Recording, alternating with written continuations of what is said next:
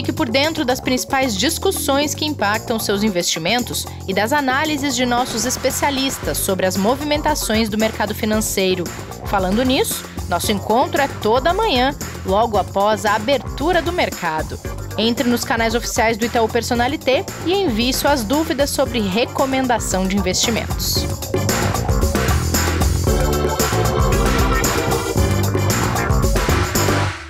Investidor em Foco desta quinta-feira já está no ar aqui na sua plataforma preferida de podcast.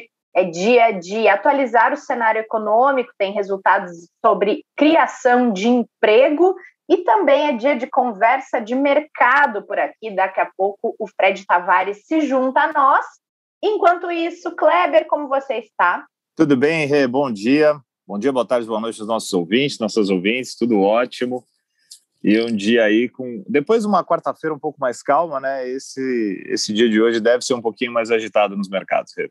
Bom, mercados que estão atentos à segunda estimativa do PIB dos Estados Unidos para o primeiro trimestre do ano e também números de pedido de seguro-desemprego. A gente já tem tudo isso?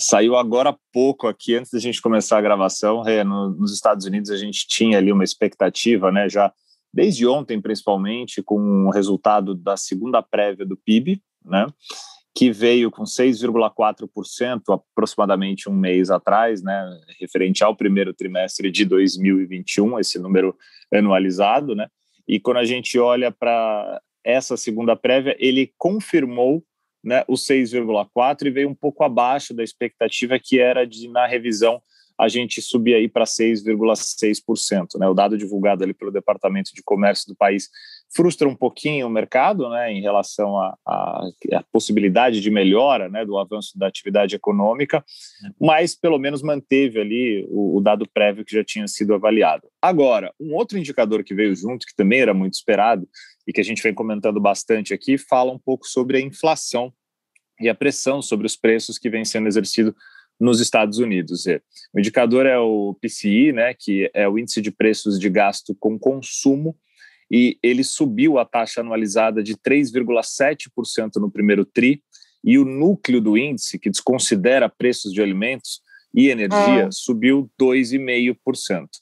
Só que na primeira prévia tinha sido um pouco abaixo, tinha sido de 3,5% e 2,3% respectivamente, ou seja, então, na questão de pressão inflacionária, a gente viu aí um avanço no indicador de hoje, o que deve mexer um pouco mais com os mercados nessa preocupação, né, que os agentes têm já há algumas semanas do Banco Central lá, poder começar a discutir a revisão de política monetária nos Estados Unidos.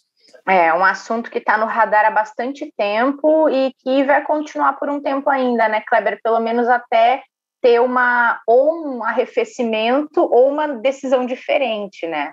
Exato. E para até colocar um pouco mais de pressão, é boa, mas do lado de atividade é muito positivo, mas do lado de inflação pode ser mais um sinal, é que a gente teve o número de pedidos de seguro-desemprego vindo um pouco melhor do que o esperado. Ele ainda é pesado, né?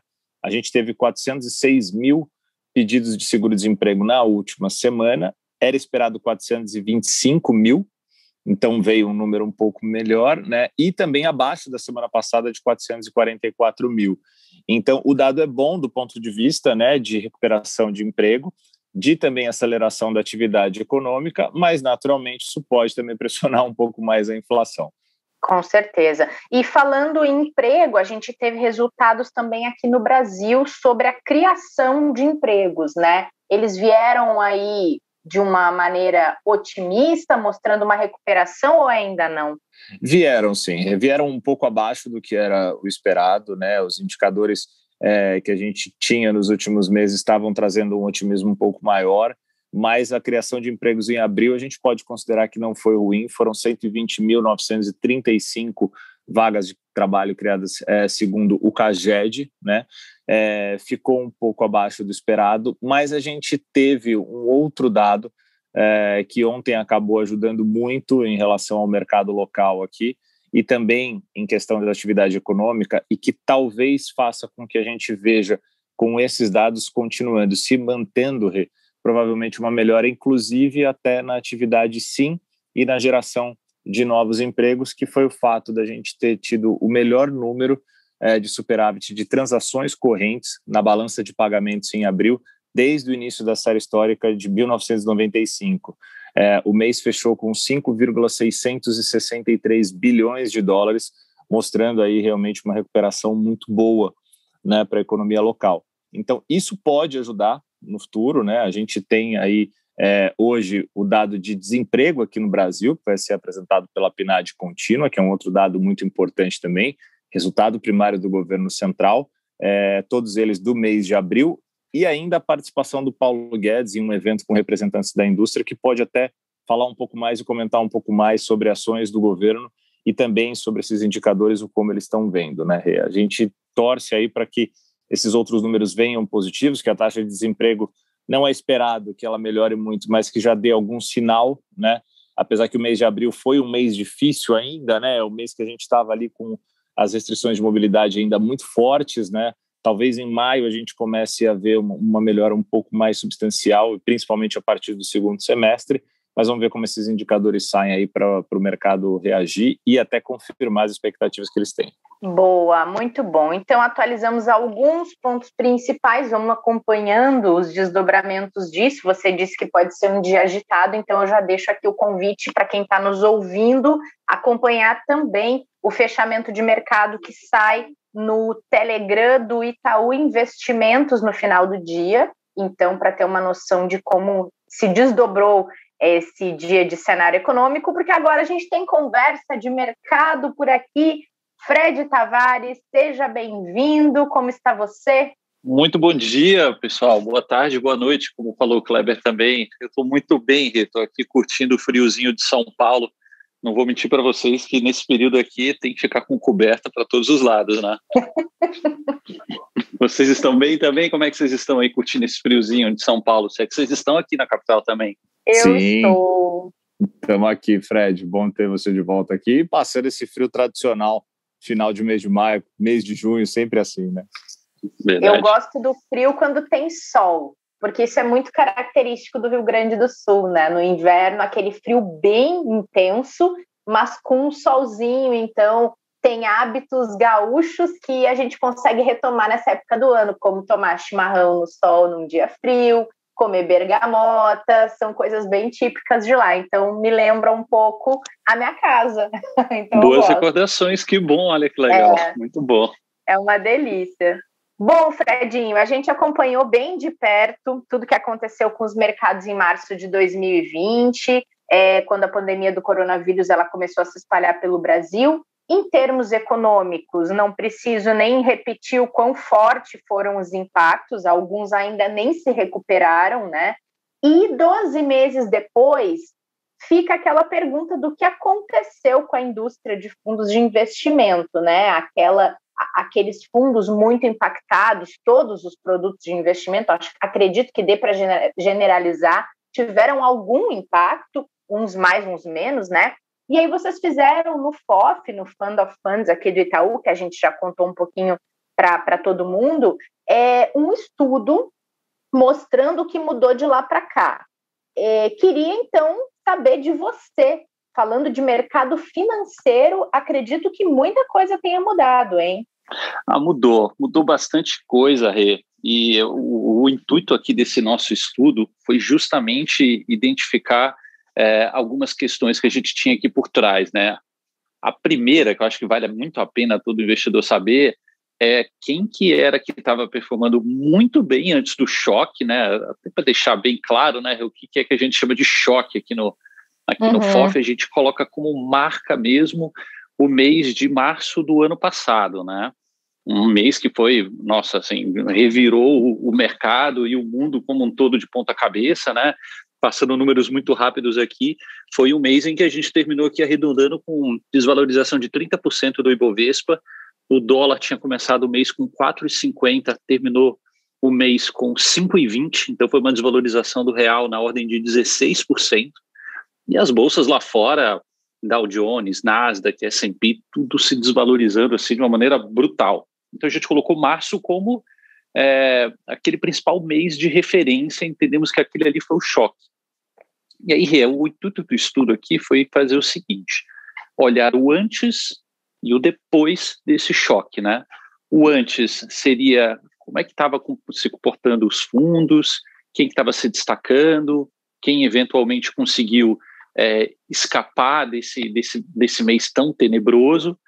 E mais importante do que isso, é o depois, assim, desse choque, como é que foi o comportamento dos gestores depois, né? Porque num momento tão adverso como aquele, uma das principais perguntas que a gente recebia de muitos clientes era, tá, ok, aconteceu, e agora?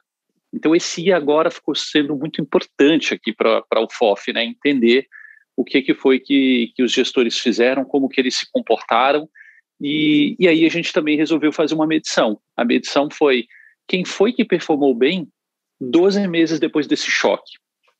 E aí a gente começou a trazer aqui algumas conclusões de estudos e algumas coisas que podem ser bem interessantes aqui, dividir com os nossos clientes, né? E aí algumas eu já vou até antecipar. Por exemplo, o que vocês acham? Vocês acham que os fundos que passaram, por que não dizer ileso, ou que foram melhor até o choque do Covid, foram os melhores depois também? O que você acha, Rê? Acho que não necessariamente. E você, porque Kleber, mudou o que você acha? muito o cenário, né? Olha, Sim. Eu diria que é uma crueldade, né? Até o julgamento em 2020 dos gestores ali, porque a gente teve realmente algo tão fora do normal, né? Então é possível sim, Fred, que a gente tenha tido essa surpresa, né? E esse descompasso, né? De repente alguns terem conseguido ir melhor antes do que depois, né? E vice-versa, mesmo com o mercado tendo melhorado muito. E ninguém esperava aquela recuperação tão forte, tão rápida, né? Exatamente. E assim, você já foi num ponto aqui muito importante, Kleber, que é bem isso daí, né? A volta do mercado, ela foi mais rápida do que o esperado e foi uma das retomadas de mercado, pensando no mercado financeiro, né? Não na economia, mas no mercado financeiro, uma das mais rápidas da história, né? E aí, o Kleber foi direto ao ponto, porque, de fato, o que a gente esperava de comportamento dos gestores, isso sem a gente olhar resultados, tá, gente? Eram dois comportamentos. Um era o cara ficava um pouco mais defensivo, esperando um pouco mais para ver o que era que ia acontecer do mercado, e aí sim depois ele tomava risco, ou seja, ele aceitava uma perda, segurava um pouco mais para voltar a se posicionar, e tinha o outro comportamento que era o contrário. Não, gente, agora que eu já apanhei, vamos embora, eu preciso voltar, e voltava num risco bem mais alto, né? E aí, gente, assim, de fato, as grandes estrelas do pré-crise não brilharam no pós-crise. Não só isso, como nossos estudos indicam aqui que os 3 primeiros fundos em performance no pré-crise, no pós-crise, mal figuraram entre os 10. Na verdade, Caramba. 2 deles perderam do DI e um deles ganhou assim, mas não foi nada tão brilhante, né? E isso daqui foi uma coisa que chamou muita atenção. E quem foram os grandes vencedores? Para a gente também não ficar fazendo aqui tanto mistério, né? Os grandes vencedores dos fundos da nossa prateleira, que estão aqui para os nossos clientes do Personalité, foram, eu vou colocar os 5 principais fundos em performance, e alguns deles eu tenho certeza que não vai ser novidade para ninguém quando eu falar os nomes. Bom, o primeiro é aquele fundo que foi vendido em 90 segundos no Itaú, que saiu em jornal e tudo quanto é lugar, e ninguém acreditava na velocidade com que foi comercializado todo o capacete que a gente tinha dado. A gente está falando do verde 60. Eu ainda não me acostumo com isso, Fred. É uma coisa bizarra, coisa né? Muito doida. Eu ainda acho muito doido. Muito maluco aquilo ali. E é exatamente esse, assim, o fundo da Verde, o Verde 60, que é o principal flagship da Verde, né? Aquele fundo que é um dos principais hedge funds do Brasil, dos primeiros, um dos fundos mais antigos que a gente tem no mercado brasileiro e que, de fato, por que não dizer, ensinou o que é a gestão de um fundo multimercado para a indústria brasileira. Realmente foi o fundo de melhor performance 12 meses à frente. Ele se aproveitou muito, principalmente de exposição no mercado de renda variável, tanto aqui no Brasil quanto lá fora, e isso fez com que o fundo entregasse, nos 12 meses pós-crise, incríveis 22% de performance para o cliente. 22%, gente. Nossa. Se a gente for imaginar que no mesmo período o CDI acumulado foi 2,20%, imagina o quão feliz estavam os clientes que estavam alocados no Verde 60. Esse é o grande vencedor do nosso ranking aqui do pós-crise, né? Segundo colocado é o Multifundos Plus, é um fundo aqui nosso, da nossa casa mesmo, a gente já falou algumas vezes, inclusive, sobre esse tipo de estratégia. O Multifundos Plus, ele é, como o próprio nome sugere, é um fundo que investe em outros fundos, e ele tem uma exposição bem forte em fundos macrocarregamento e fundos com exposição um pouco maior em bolsa, são os fundos de total return. E esse fundo brilhou também. E brilhou também porque a gente tinha dentro desse fundo alguns dos fundos que mais brilharam no pós-crise também. Então o Verde 60, por exemplo, está lá dentro, o Capitalo Zeta também está lá dentro, a nossa incubadora de novos fundos também está lá dentro, e com isso o Multifundos Plus conseguiu entregar 17% no pós-crise. Terceiro colocado, um outro multifundos nosso, Multifundos Gênesis, que esse daqui vocês logo mais vão ouvir falar um pouco mais sobre eles, mas é um fundo em que o FOF faz as suas maiores apostas em novas gestoras. Então, gestoras novas que foram lançadas recentemente, ou estratégias novas de investimentos, a gente estuda aqui no FOF e a gente faz alocação nesses produtos. O Gênesis foi o terceiro colocado, bem encostadinho ali com o segundo, também entregou outros 17% de retorno. Aí, gente, parece que o mercado... Oi, diga. Já não dá. Eu estou aqui ouvindo você trazer e pensando no que podem ter em comum esses produtos ou os gestores dos produtos nos quais esses aqui investem. Aí agora você trouxe o Gênesis, já pensei, bom, não dá para dizer que os mais experientes gestores é que se deram melhor, né? Já que o Gênesis investe em novidades também do mercado. Exatamente, em partes sim, Rê, você está certo, né? Porque essas novas casas, quando a gente está falando de novas casas, é muito interessante porque eles têm dois cenários, né? Um deles é, de fato, novas casas que acabaram de ser abertas, ou fundos novos, bem recentes, com um olhar de mercado um tanto diferente que a gente investe. Mas uma coisa que é interessante é que muitas dessas casas são de pessoas que já têm uma história no mercado financeiro. Então, geralmente são casas, Rê, que são assim, elas são formadas por pessoas que brilharam bastante em casas consolidadas, e aí chegou o momento em que a pessoa resolveu empreender e ter o seu próprio negócio. E aí ele sai de uma casa consolidada, ele não tinha um nome tão forte quanto o nome da casa onde ele trabalhava, e aí ele sai para abrir o seu próprio negócio em parceria com outras pessoas. Então, de fato, são fundos novos, mas fundos recheados de pessoas que já têm uma estrada boa aqui de mercado. Então, por isso que legal. É um sim e o não ao mesmo tempo. Ah, legal. Gente, o quarto colocado parece que ia ter carta marcada, mas é outro fundo da Verde. E esse é um fundo da Verde que é exclusivo para o Itaú Personalité, para o Itaú como um todo. Um fundo que, infelizmente, já está fechado há mais de 2 anos. O nome dele é Verde Patrimônio. É um fundo que foi criado em parceria com a Verde na época em que a gente não tinha a menor perspectiva de abertura do Verde 60, que foi o grande campeão. Então ele tem algumas pequenas características diferentes em relação ao Verde 60, mas em comum uma exposição bem substancial em bolsa de valores.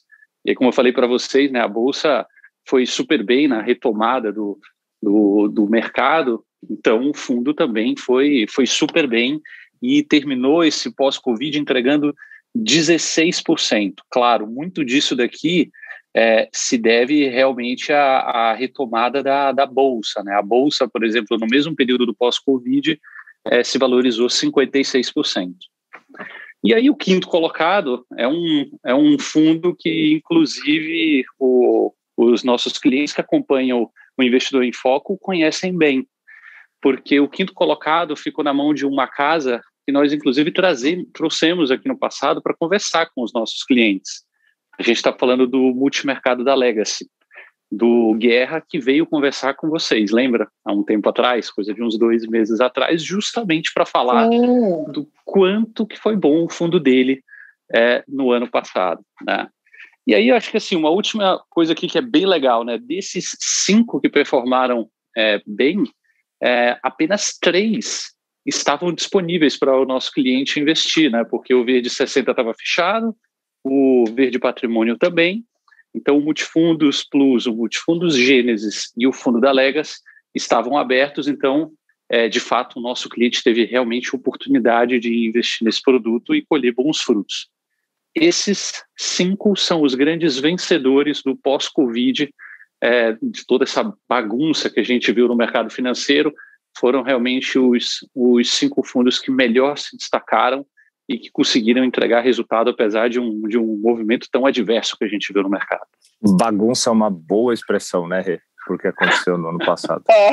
Eu gostei. É uma ótima. Claro que agora que o ano já acabou, né? Mas é verdade. É verdade. É verdade, gente. E Fred, acho que é a mesma dúvida e curiosidade aqui da Rê e provável de todos os ouvintes, né, Rê? Super importante esses números, mas assim, quais as principais conclusões desse estudo que a gente pode tirar e pensando, né, tanto no que aconteceu, mas principalmente daqui para frente, né, Rê? Que acho que aquilo que a gente falou agora, né? Teve uma bagunça, né? Teve um chacoalhão, as coisas foram entrando em ordem de novo e a gente tem um cenário muito diferente do que tinha há 1 ano, há 6 meses, né? E ele vem se mudando muito, né, Fred? A gente vem acompanhando uma mudança muito grande, né? O que essas conclusões e como elas ajudam, né? Acho que é um grande ponto aqui pra gente, né? Com certeza. E acho que a gente até já respondeu, né, Kleber? Que é um produto que performa muito bem num cenário que não é de crise, não necessariamente vai se dar bem durante a crise, né? Verdade. Sem dúvida, gente. Esse daí já é um dos primeiros pontos e essa, inclusive, é uma das razões do porquê que a gente insiste tanto. Vocês devem lembrar, porque várias vezes eu já falei isso e o Martim também fala bastante, que tem aquela história de você não colocar todos os ovos numa única cesta. E isso vale não somente quando você está constituindo o seu portfólio, que às vezes o cliente fala o seguinte, não, eu tenho que ter uma exposição no multimercado, uma parte em renda fixa, uma parte em renda variável. Mas dentro dessas caixinhas também é importante você diversificar. Então, aquele cliente que eventualmente tem somente um fundo multimercado, ele está num cenário bem binário em que pode dar tudo certo ou pode dar tudo errado. Então, ele já vai bem em linha com o que a Rê falou. Assim, é importante a gente ter diversificação, entender qual que é o motivo, a razão de cada um dos produtos que estão dentro da sua carteira, entender que alguns produtos eventualmente podem não performar no mercado natural, normal, tão bem, mas ele pode trazer uma contribuição mega positiva no mercado adverso. Então essa é, sem dúvida, a primeira conclusão. A segunda, algo que eu também já falo bastante aqui para vocês já há um tempão, a gente já conversou várias vezes com os nossos clientes isso, não se fazem movimentações grandes nos seus portfólios em momentos de crise. Não se faz. Por exemplo, gente, alguns dos clientes, por exemplo, a gente viu que logo após a crise, identificou que os seus fundos de investimentos performaram mal. E aí o que eles fizeram? Olharam justamente os fundos que performaram muito bem no pré-crise, fizeram os resgates desses produtos e investiram nesses melhores produtos no pré-crise. E aí, como eu adiantei para vocês, os 3 melhores fundos antes da crise, 2 deles perderam para o CDI 12 meses depois do choque e um deles ficou, marginalmente acima do CDI. Ficou muito longe de uma performance de destaque. Então, esse cliente, por exemplo, perdeu 2 vezes. Ah, Fred, 2? Por que 2? 2 pela seguinte razão. Primeiro, ele estava num fundo que foi mal, ele saiu no pior momento, pagou o imposto de renda, investiu num outro produto e esse outro produto não foi bem também. Então, ele perdeu 2 vezes aqui. Então, é muito importante a gente trabalhar com esses exemplos para o cliente lembrar, nos momentos de maior choque, maior crise, aquela coisa realmente bagunçada, como a gente brincou aqui falando, geralmente é quando nós tomamos no mercado financeiro as piores decisões. É importante ter a cabeça no lugar antes de fazer algum tipo de movimentação. Outra conclusão mega importante, que isso eu falo muito, o Kleber sabe, porque eu falo direto aqui dentro das nossas reuniões no Itaú. Se tem uma coisa certa nessa vida, no mercado financeiro, é que todo gestor, todos eles, vão passar em algum momento por uma fase ruim. E essa fase ruim que ele passa não é a que vai caracterizá-lo como um mau gestor, um gestor ruim. Não é isso. Então é muito importante também a gente não descartar os fundos, não descartar os gestores em janelas muito curtas de performance. E aí trazendo mais uma vez esse mesmo exemplo aqui, que eu insisti tanto em falar para vocês.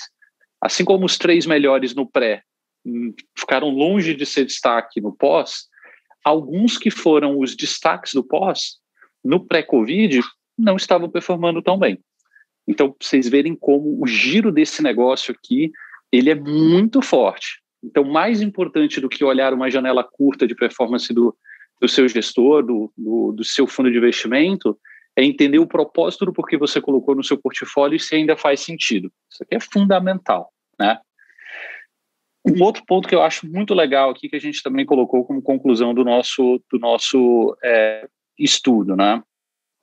Os melhores fundos em performance nessa recuperação foram aqueles fundos que trouxeram muita exposição em bolsa, sem dúvida nenhuma. Mostrei aqui para vocês, 56% de valorização na bolsa no pós-Covid. Isso daqui realmente foi o principal carro-chefe para fazer esses fundos performarem bem. Mas tenham em mente que tão importante quanto você acertar um mercado é você ter exposição a outros também. Porque em algum momento você consegue dividir o resultado do seu fundo em diversas fontes. E isso daqui é fundamental, porque você vai ter um momento em que a bolsa vai mal, vai ter um momento que ela vai bem, vai ter um momento que os juros vão estar um pouco mais obscuros e difíceis de você operar, e outros não. Então, isso daqui é fundamental. E alguns desses gestores, apesar de eu ter falado que eles se destacaram muito com bolsa, eles também operaram muito bem curva de juros aqui no Brasil, lá fora também, usaram as moedas eventualmente para fazer alguma posição de proteção, ou às vezes até se arriscando nesse mercado também. Isso é fundamental. E aí, gente, acho que por último aqui, uma coisa que eu sempre gosto de falar, eu já falei várias vezes, né, nessas conversas com vocês. Um dos maiores vilões de qualquer tipo de análise são janelas curtas.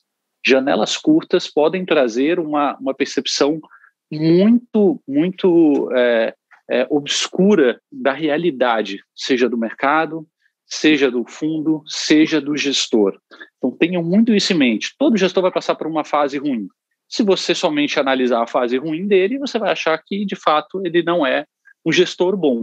E aí você deixa de avaliar períodos maiores em que, às vezes, ele se destaca num momento de crise, ou num momento de recuperação, ou num momento de adversidade local apenas, mas lá fora, num momento de bonança. Então, é muito importante a gente ter isso em mente. Esse estudo ele sugere quem são os grandes campeões, e é muito bom, é muito legal a gente trazer esses nomes da Verde, os nossos 2 fundos do FOF, trazer o fundo do Guerra aqui com a Legacy, também é muito legal, mas é muito importante a gente entender que esse daqui é um resultado que é construído com muito trabalho ali por trás, não é uma coisa de imediatista nem de curtíssimo prazo. Se a gente for olhar os dados desses gestores, Verde, como eu falei para vocês, é um dos fundos mais brilhantes da nossa indústria, tem um respeito absurdo os gestores da Verde, né? O Legacy, com Guerra, também é um trabalho que já vem se desempenhando desde a época que ele trabalhava na tesouraria de um dos grandes bancos brasileiros. E ele foi um dos grandes destaques no ano passado, não explodindo num único mês, mas entregando um resultado bem espalhado ao longo dos meses. Acho que isso daqui é um ponto bem legal. E aí, eu e o Kleber, a gente gosta muito de futebol, né? A gente sempre gosta de fazer algumas citações, isso e aquilo. Uma coisa que eu acho que vale a pena a gente né, Fred? Trazer... Só um pouco. Só um pouco, né? Só um pouco. E um pouco mais animado ultimamente, mas deixa pra lá. Vocês estão felizes essa semana. Eu tô bem feliz, hein? Tô bem feliz aqui em São Paulo. Tô bem feliz. Um ponto que eu acho bem legal, e para quem gosta de futebol vai saber imediatamente quando eu falar isso daqui. É importante os nossos clientes avaliarem se eles querem ter nas suas carteiras jogadores que conseguem contribuir ao longo de vários jogos para o seu time, para que você possa ser campeão, ou se você prefere ter um jogador que vai voar em apenas um jogo. E aí eu sempre gosto de fazer uma menção a um jogador que ficou mega famoso justamente por isso, o Salenko. Para quem não sabe, o Salenko foi um dos artilheiros da Copa de 1994. E ele dividiu esse posto com o Stoichkov, um búlgaro sensacional, que jogava com o Romário no Barcelona na época. Uhum. Os dois fizeram 6 gols ao longo do torneio inteiro. O Romário fez 5. Foi o grande campeão, melhor jogador da Copa, mas ele ficou em segundo lugar entre os artilheiros. A diferença entre um e outro, o Hristo Stoichkov e o Romário fizeram gols ao longo da Copa inteira, gols muito importantes que classificaram os seus times para avançarem ao longo do torneio, até que o Brasil chegou à final, a Bulgária parou no meio do caminho. Fizeram mas história, eles né, Fred? Fizeram história. Pro nível Bulgária, fizeram história. Exato. O Salenko foi o cara que fez 6 gols na Copa do Mundo, sendo que ele fez 5 num único jogo, contra Camarões, num jogo que já não valia praticamente nada. E ele anotou 5 gols ali. Saiu da Copa do Mundo como um dos artilheiros, super renomado, todo mundo com holofotes em cima dele, quero ter o artilheiro da Copa do Mundo no time, e aí ele fez algumas movimentações na sua carreira muito baseadas justamente nessa marca, né, de ser artilheiro da Copa de 94. E ele jamais emplacou nenhum dos outros times, às vezes um destaquezinho aqui e ali, mas ninguém sabe quem é Salenko. Se a gente trouxer isso aqui para o mundo de investimentos, eu acho que vale muito a pena a gente analisar isso. Tenham em mente o que é que vocês querem ter no portfólio de vocês. Vocês querem ter Romários e Stoichkovs que saem marcando em vários jogos e vão levando o seu time para frente para que vocês consigam ter conquistas, ou seja, resultados perenes, ou vocês querem ter Salenkos que eventualmente vão se destacar num período ou outro e depois vocês vão amargar um bom período de ostracismo, enfim, performances aquém daquilo que você espera. Acho que é uma boa reflexão isso daqui para o mundo do futebol. Que legal, gente. Não, e eu ia só reforçar, Fredinho, que esse seu último ponto, ele conecta muito com aquele nosso papo ali um pouquinho antes a respeito de ter pessoas com uma experiência grande de mercado, até mesmo por trás das novas casas, porque esse não olhar janelas curtas significa também controlar a ansiedade. E é uma coisa que a experiência que ensina, né? Não tem remédio milagroso para isso, não, né? Perfeito. E sabe, assim, isso é um tema que a gente já falou algumas vezes aqui, vale reforçar, né? Quando a gente conversa com casas novas, por exemplo, essas que acabaram de surgir, eu não tenho histórico, né? Eu acho que é muito claro, guardadas as proporções, não quero menosprezar, mas é um tanto fácil você avaliar se vale a pena você ter no seu portfólio um fundo da Verde ou não. A gente está falando de uma casa, nossa, que existe há muito tempo, desde a década de 90. Né? Outra coisa é você avaliar uma casa que não tem histórico. Algumas dessas casas a gente compra a cota 1. E aí, quando a gente senta para conversar, não existe Excel, não existe base de dados para a gente avaliar se ele foi bem ou não. Então, o que a gente avalia? É justamente esse critério que você falou. Qual é a experiência das pessoas que estão sentadas na mesa? Quantas crises esse cara já enfrentou? Quantas casas ele trabalhou? Quais mercados ele já atuou? Qual é o histórico dele na mesa da outra casa que ele trabalhou? Né? E aí é que a gente consegue realmente ver o quão maduro esse gestor é. Então, o fundo só que ele está sentando é novo, é como aquela história. É um piloto que já pilota há muito tempo sentado num carro novo.